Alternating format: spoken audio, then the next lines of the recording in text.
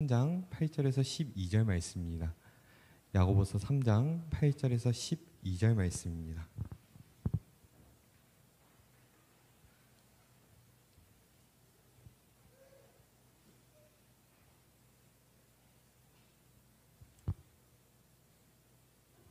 네, 다 찾으신 줄 알고 우리 함께 한 목소리로 합독하도록 하겠습니다. 혀는 능히 길들일 사람이 없나니 쉬지 아니하는 악이요 죽이는 독이 가득한 것이라. 이것으로 우리가 주 아버지를 찬송하고 또 이것으로 하나님의 형상대로 지음을 받은 사람을 저주하나니 한 입에서 찬송과 저주가 나오는도다. 내 형제들아, 이것이 마땅하지 아니하니라. 샘이 한 구멍으로 어찌 단물과 쓴물을 내겠느냐. 내 형제들아, 어찌 무화과 나무가 감람 열매를, 포도나무가 무화과를 맺겠느냐. 이와 같이 짠물이 단물을 내지 못하느니라. 아멘. 네, 오늘도 이렇게 오예배 나오신 모든 성도분들을 환영하고 축복합니다. 우리 옆에 있는 분들과 함께 인사하면 좋겠습니다. 사랑합니다, 축복합니다, 함께 인사하면 좋겠습니다.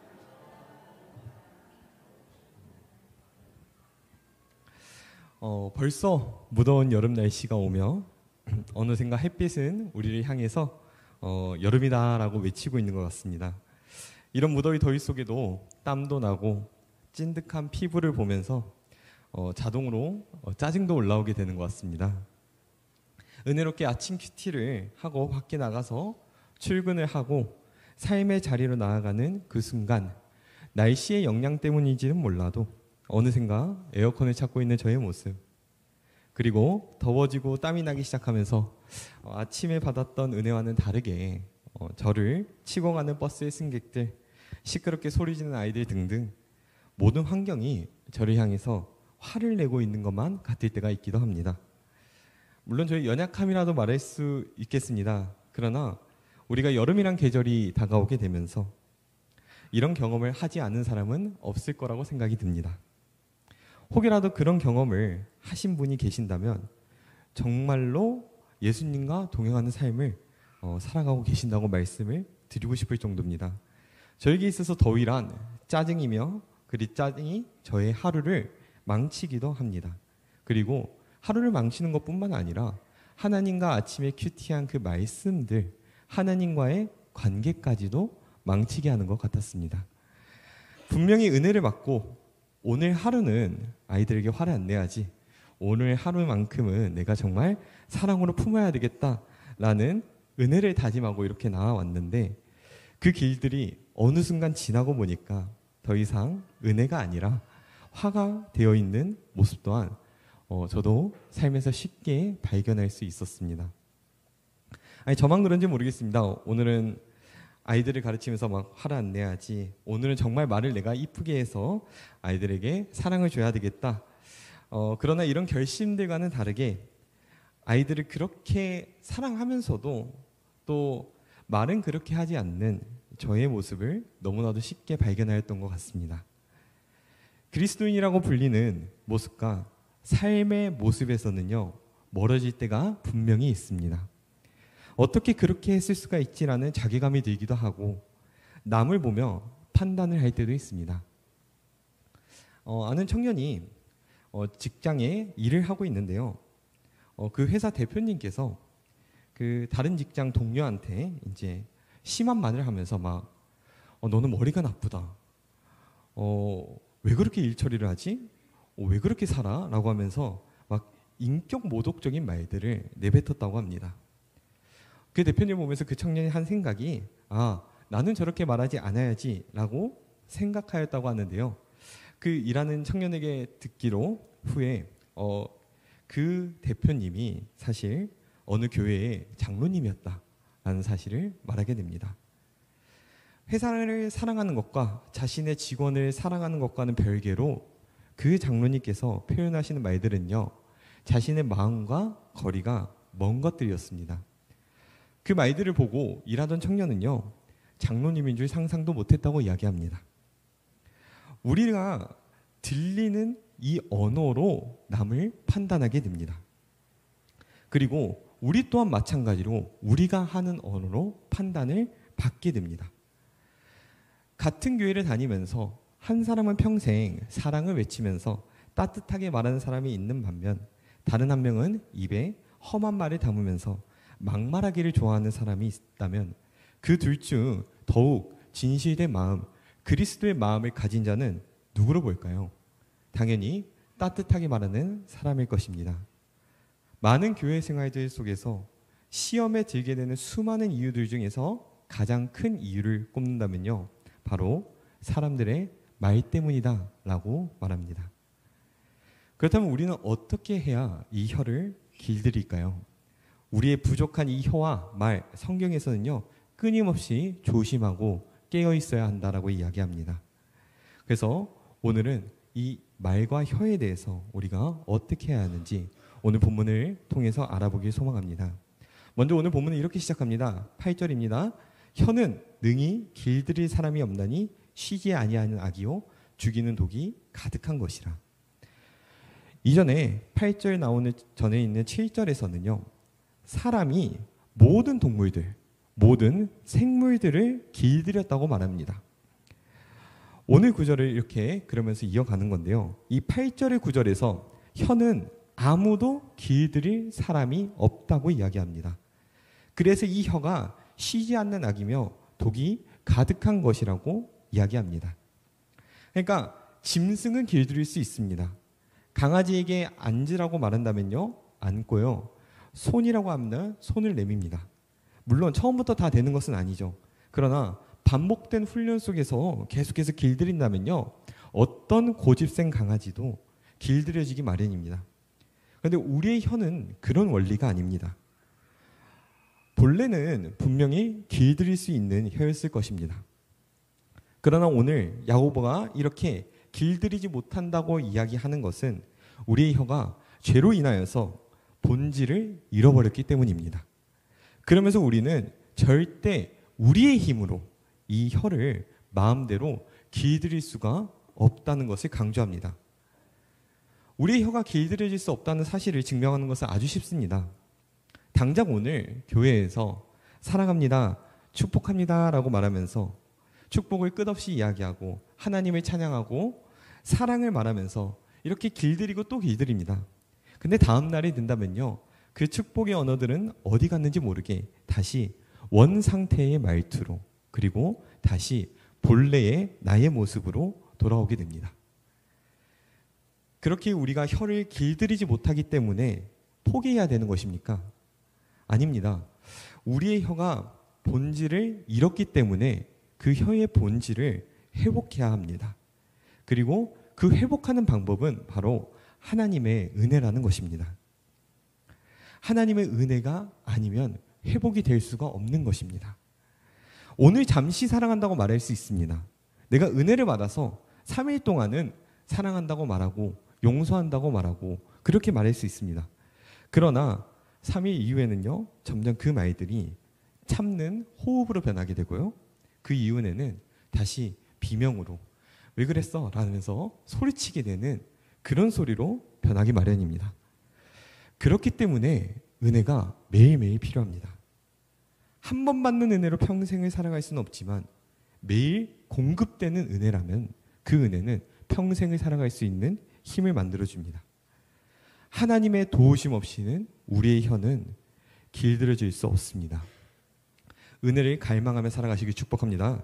우리에게 은혜가 끊이지 않을 때에 우리의 혀는 하나님으로 말미암아 길들여지게 되고 혀의 본질인 축복과 사랑을 회복하게 됩니다. 이은 9절부터 10절은 그리스도인들의 언어의 이중성에 대하여서 경고합니다. 한 힘으로 다른 두 말을 하는 것입니다. 하나님을 찬양하는 입이 남을 저주할 수는 없습니다. 하나님께서 창조하신 피조물을 우리가 어떻게, 하나님이 사랑하는 자녀를 우리가 어떻게 나쁘게 말할 수 있는지, 그런 잘못된 개념으로부터 출발한다고 얘기합니다. 같은 하나님의 자녀인데 어떻게 나쁘게 이야기할까요? 함께 사랑하는 하나님의 자녀인데 어떻게 비방하고 비판하고 나쁜 말을 할까요? 우리의 입으로 찬양들을 고백합니다. 오늘 불렀던 찬양들처럼 변찮은 주님의 사랑을 찬양하며 오늘 이곳에 계신 성령님을 노래하며 이렇게 하나님을 높이는 이 입이요, 동시에 사람들에게 칼을 꽂는 상처를 주는 것입니다. 하나님을 사랑한다면 하나님의 자녀 또한 사랑해야 합니다. 우리에게는요, 한 입으로 하나를 해야 되는 의무를 가지고 있습니다. 특히 가정에서 이런 이야기들이 제일 많이 들리는 것 같습니다. 교회에서의 모습과 가정에서의 모습이 다른 부모님들도 너무 많습니다. 그런 부모님들이 집사님들이고 막 장로님들이면요, 그 말하는 언어들이 때로는 자식들에게 상처가 되기도 하고, 하나님을 찬양하는 입이라면서 집에 와서는 어떻게 저렇게 말할 수 있지라고 말하는 어린이들도 몇몇 있습니다. 그래서 그 입은 모순된 입술이라고 칭하고 싶습니다. 그래서 저 또한 그런 이야기를 듣게 되면 아이들에게 이야기합니다. 그 가정을 바꿀 수 있는 사람, 그 가정을 바꿀 수 있는 한 사람은 바로 너라고 말이죠. 그 어떤 사람도 우리의 가정을 바꿀 수 없습니다. 나밖에 하지 못하는 일이죠. 그렇다면 나의 언어가 바뀌어진다면요, 우리의 가정이 바뀐다는 이야기입니다. 오글거리는 말이라고 변명하는 것이 아니라 하나님의 사랑을 보이는 모든 이들이 되기를 소망합니다. 저번 주에 이렇게 우연히 아버지랑 차에서 통화를 하면서 이렇게 딱 주차장으로 올라오고 있었습니다. 근데 그 주차장에 주차를 딱 하였는데요. 그러면서 아버지께서 그때 이제 차에 이제 통화를 하고 있었으면서 이제 딱 통화를 끊으실 때 항상 이렇게 말씀을 해주세요. 문수야 사랑한다 라고 말씀을 해주세요. 근데 그때 제가 저도요 라고 하면은 아버님께서는 끊지 않으십니다. 네, 저도 사랑해요 라고 해야 아버지께서 그제서야 끊으세요.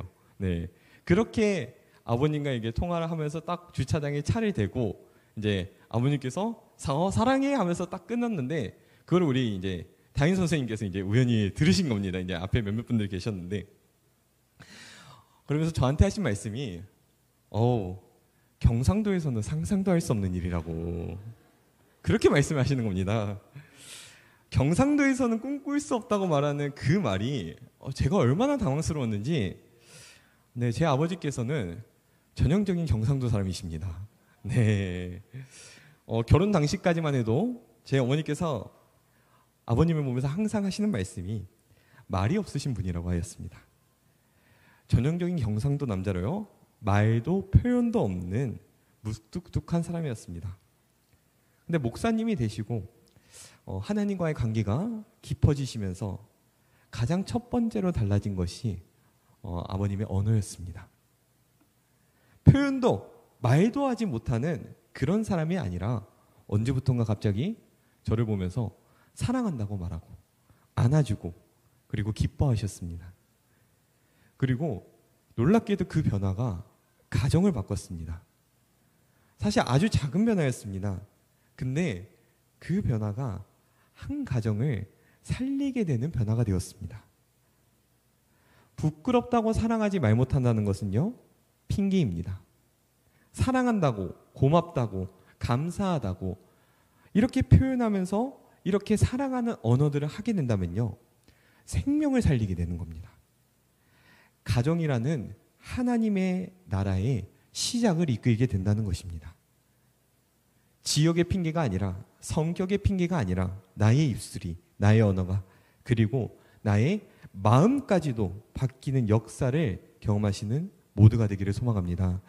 그렇기 때문에 주님을 찬양하는 이 입술이 다른 지체들에게, 동역자들에게, 가족들에게, 그리고 나의 사랑하는 이들에게 사랑을 고백하는 입술이 되어야 합니다. 내가 하나님께 사랑을 받는다면 내 옆에 계시는 성도분들도 마찬가지로, 내 옆에 있는 지체도 마찬가지로 똑같은 하나님의 사랑하는 자녀입니다. 이 하나님의 자녀라는 것을 인식할 때에 우리의 언어가 변화합니다. 그런데 언어만 변한다고 전부가 아닙니다. 사랑한다고 말을 하지만, 사랑이라고 이야기하지만 그 안에 진실된 마음이 없다면요, 그것은 껍데기만 있는 사랑입니다. 말로 사랑한다고 축복한다고 넘어가지만요, 그 마음 깊은 곳에서는요, 정말 사랑하는 마음이, 정말로 축복하는 마음이 메말라 버린 지가 오래라는 것입니다. 정말 사랑하는 그 마음이 한 영혼을 위하여서 눈물을 흘리며 같이 가슴이 찢어지며 슬픔을 공감하는 그 진실된 사랑이라는 깨어진 영적 태도가 있어야만 이 언어가 함께 병행할 수 있습니다. 진실된 사랑의 영적 태도에는 변화된 말들이 있습니다. 그리고 그 변화된 말들이 바로 사람을 살리는 힘이 있게 됩니다. 사랑이 변화시킨다고 말하고 있습니다. 사랑이 모든 것이라고 말합니다. 성경은 사랑하지 않는다면은 하나님을 알지 못한다고 말하면서요. 사랑에는 거짓이 없고 사랑은 오래 참고 온유하고 자랑하지 아니하고 교만하지 아니합니다. 그러나 그러지 못한다고 들어지는 상대방의 입장은요. 우리의 말이 결국 가짜 사랑이기 때문에 그런 것 같습니다. 결국엔 따뜻함을 위장한 말들 뿐입니다. 사랑한다는 말들은 많지만, 사랑한다고 말하는 이들은 많지만 진정으로 사랑하는 이가 없다는 겁니다. 사랑합니다라는 말은 넘쳐나는데 사랑이 없습니다. 이것은 마치 옷장을 보면서요. 수없이 옷들이 많지만요. 그 옷을 보면서 입을 옷이 없다라고 말하는 것과 같습니다. 물은 넘쳐나지만 마실 물들이 없는 흙탕물과 같다는 겁니다. 그렇기에 우리의 마음에 그 진실된 사랑이 자리 잡혀야 됩니다. 진실된 따뜻한 사랑한다는 말입니다. 따뜻한 마음 속에서 진짜 사랑이 있을 때에 진실된 사랑의 말이 나옵니다. 그렇게 된다면 이중적인 우리의 모습 또한 사라지게 됩니다. 가짜 사랑이 아닌 진짜 사랑을 하시기를 축복합니다. 이은 11절과 12절에서는요. 물과 열매를 얘기합니다. 성경에서 물을 이야기하는 것은 생명을 이야기하는 것과 같습니다. 즉 우리의 말은, 우리의 혀는요. 단물과 쓴물을 내뱉습니다. 이 물이 생명을 살릴 수 있는 물이 될 수 있으며 사람을 죽일 수도 있는 물이 될 수도 있다는 겁니다. 이 물은 결국 흘러 넘치는데요. 이 비유가 에스겔 47장에 나옵니다. 에스겔 47장 유명한 장이죠. 네. 성전에서 흘러나온 물이 사막을 가로질러 바다로 흘러가서 사막이 열매를 맺으며 나무들로 가득해지고 바다가 물고기가 넘쳐나는 생명의 바다가 되는 그런 생명의 물을 이야기하고 있습니다. 그렇다면 성전은 무엇을 의미하나요? 바로 성전은 우리를 의미합니다. 그리고 그 물이 단물이 된다면요. 생명을 살리는 물이 된다는 것입니다. 사망을 살리며 죽은 바다를 살리게 되는 역사를 보는 그런 물이 되는 것입니다.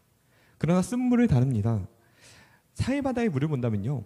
너무나도 염분 농도가 높아 대부분의 생물들은 살아남을 수가 없다고 이야기합니다. 이처럼 쓴 물은요. 죽음을 의미합니다. 우리의 언어가 변하며 진정한 사랑이 우리 안에 회복될 때에 성전인 우리가 단물을 쏟아낼 때에 영혼을 살립니다. 그리고 그 영혼이 열매를 맺습니다. 그리고 부흥이 일어나는 것입니다. 이렇게 생명이 살아났을 때 우리가 맺는 열매들이 절대로 틀릴 수가 없다는 것을 강조합니다. 어떻게 무화과 나무가 감난 열매를 맺으며 포도나무가 무화과를 맺겠냐고 합니다.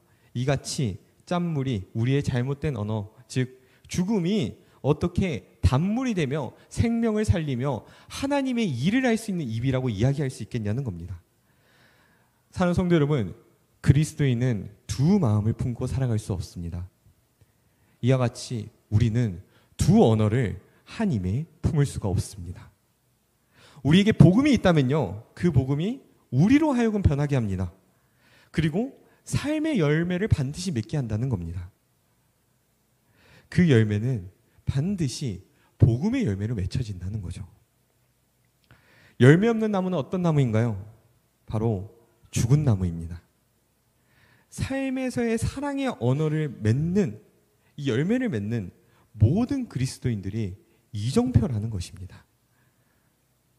세상 사람들도 하물며 한 사람의 언어는 곧 그 한 사람의 인격이다 라고 이야기합니다. 우리의 말을 통해서 사람들은 예수 그리스도를 봅니다. 우리 안에 있는 복음을 우리의 언어들을 통해서 본다는 겁니다. 그저 그리스도인으로서 앞으로의 말들을 내가 조금 조심해야 되겠다. 앞으로의 상황 속에서 내가 말을 좀 아껴야 되겠다라고 단순히 결심하는 것에서 멈추면 안 됩니다. 그저 윤리적으로 내가 더 바르게 말해야지 그런 수준으로 멈추는 것이 아니라 나의 말은 곧 나의 믿음이다라는 사실을 기억하시길 소망합니다. 말씀을 마무리하겠습니다. 오늘 야고보서를 통해서요. 우리의 따뜻한 말들이 우리의 따뜻한 마음으로 나타나는 것을 보았습니다. 우리의 언어가 우리의 믿음을 나타내며 그 안에 진정한 사랑이 있어야만 그 생명들을 살리는 생명물이 된다는 것을 보았습니다. 동시에 나의 말이 수준이 나의 사랑의 수준이라는 것입니다. 나의 믿음의 수준입니다. 하나님을 찬양하는 우리 입술이 저주하는 말이 아닌 한 가지 입으로 두 가지 언어를 하는 것이 아닌 우리의 언어가 우리의 따뜻한 말이 생명을 살리는 말이 되기를 소망합니다. 우리의 진정한 사랑이 모든 것을 살리는 생명의 물이 되기를 축복합니다. 마지막으로 한 구절을 보면서 마치기를 소망하는데요. 베드로전서 3장 7절 말씀입니다. 네, 성경 있으신 분들 함께 펴주시면 감사하겠습니다. 베드로전서 3장 7절 말씀입니다. 베드로전서 3장 7절입니다.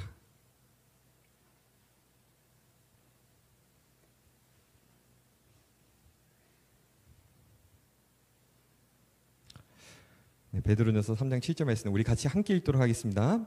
남편들아 이와 같이 지식을 따라 너희 아내와 동거하고 그를 더 연약한 그릇이요 또 생명의 은혜를 함께 이어받을 자로 알아 귀히 여기라 이는 너희가 기도가 막히지 아니하게 하려 함이니라. 아멘. 사랑하는 성도 여러분, 남편들이 여자를 향할 때 어떻게 해야 한다고 나오나요? 바로 연약한 그릇이라고 이야기합니다. 깨지기 쉬운 그릇이라는 겁니다. 많은 청년들, 그리고 청년들뿐만 아니라 많은 성도님들의 삶 속에서 나의 사랑하는 사람을 정말 연약한 그릇이라고 생각하는 사람이 몇이나 될까요? 어떤 분들은 그러시더라고요. 제 아내는 강철입니다. 네.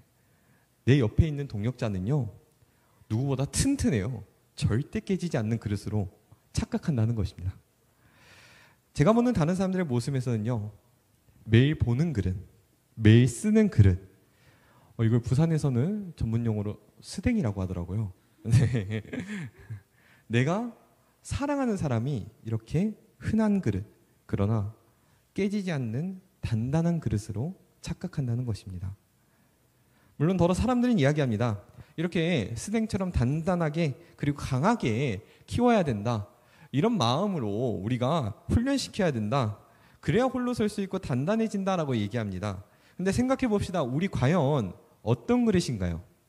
남을 일명 스댕처럼 막 기스를 내고 상처를 내는 그릇으로 취급한다면서요. 나의 그릇은 어떨까요? 저는 개인적으로 제가 깨지기 쉬운 도자기와 같다고 생각합니다. 사람 한마디에 신경이 쓰입니다. 그리고 그 사람 말 한마디에 상처받습니다. 한 가지 불편한 말을 제기한다면요. 저는요. 그 말에 대해서 막 하루 종일 생각이 나가지고 신경을 너무 써가지고 정신도 못 차리고 일도 잘 안 잡히고 잠도 잘 못 잘 겁니다. 나는 연약하고 이렇게 깨지기 쉬운 그릇인데 내가 너무나도 기스도 쉽게 나고 말 한마디에 부서지는 그런 사람인데 나는 내가 사랑하는 사람을 깨지기 쉬운 그릇이 아니라 단단한 그릇이라고 착각하고 살아가고 있었습니다. 사랑하면 사랑할수록 우리의 언어는, 우리의 말은요, 섬세해져야 됩니다. 이 베드로전서 9절은요, 부부일 때만 얘기하는 것이 아닙니다.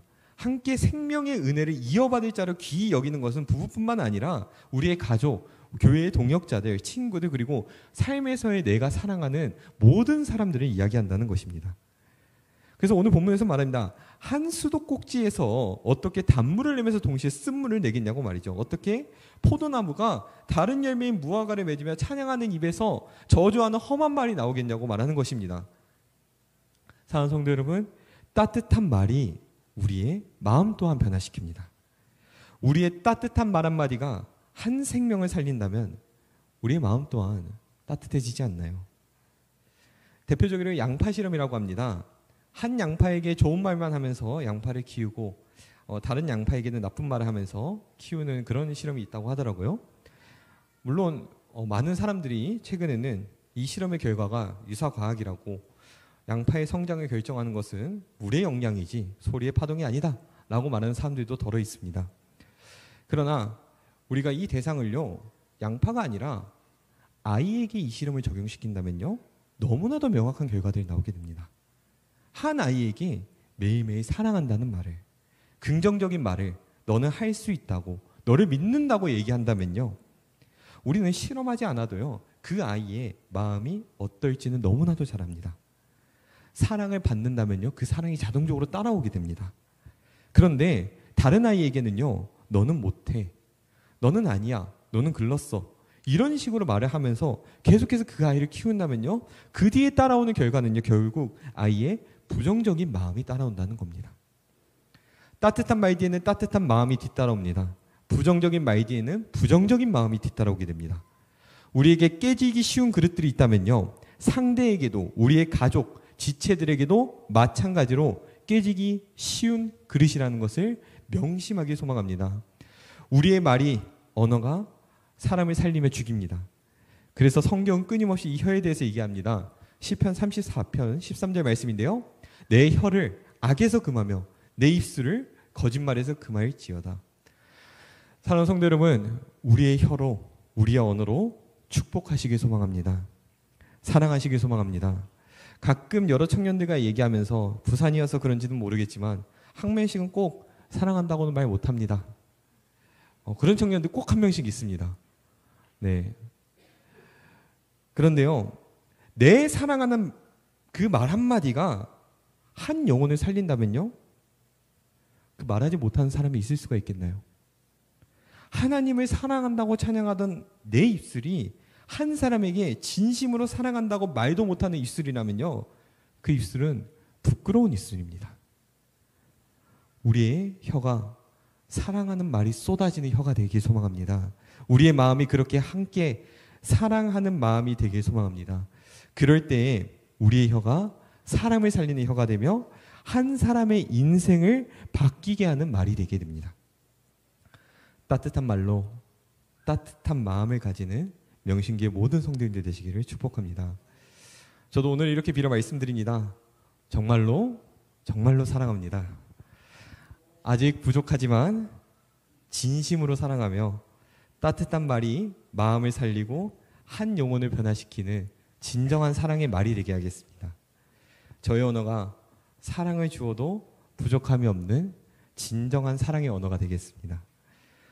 사랑의 소중함을 잃지 않는 마음으로 끝까지 나아가겠습니다. 오늘 특별히 우리 함께 같이 축복하면서 나아가기 성하는데요. 우리 옆에 있는 지체들이 특별히 같이 축복하며 나아가면 좋겠습니다. 옆에 있는 성도분들 볼 때 너무나도 아름다운 모습들이지 않나요? 너무나도 예쁜 모습들이지 않나요? 그렇죠? 그렇다면요, 아름답다고 말하시면 됩니다. 그럴 때 아름다워집니다. 그럴 때 내 옆에 있는 지체가 꽃이 됩니다. 칭찬을 아끼지 마세요. 아름다우면요, 아름다운 겁니다. 그리고 아름답다고 얘기하면 그게 곧 아름다움입니다. 우리 함께 너는 꽃이야 찬양하면서 옆에 있는 지체들 축복하며 나아가겠습니다.